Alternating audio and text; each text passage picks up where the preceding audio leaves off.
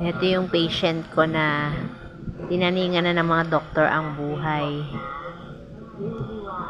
At yung time na yan, marami na siyang nakikita dyan sa loob ng, dyan sa room namin.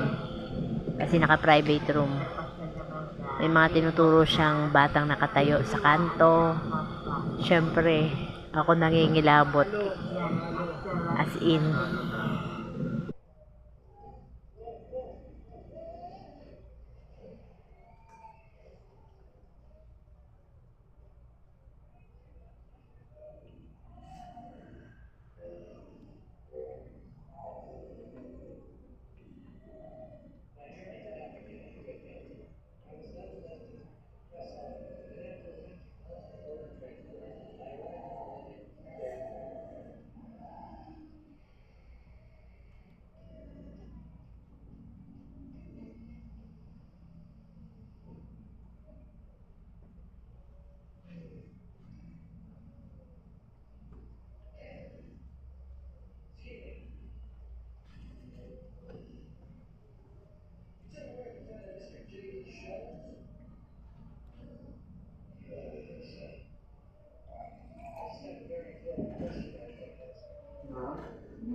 Oh, ang sabi po sir, mga 11 po ba nandito na po?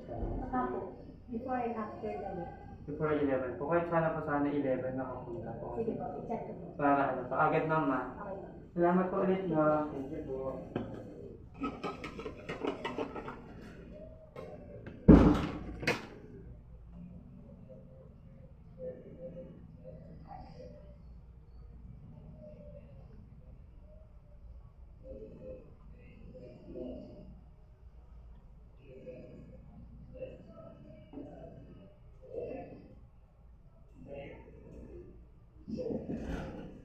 Kasi ma'am, hanggang ano lang po si Doc Dave, mga before lunch po, alis na po siya. Pero kung 11 naman po makaka-answer, okay lang po.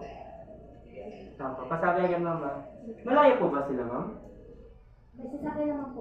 Ah, sige, sige. Ma'am, salamat po ulit ha. Thank you po. Para po makapag ano po kasi si Doc po nag-iintay. Ah, sige po. Thank you po ulit ma'am.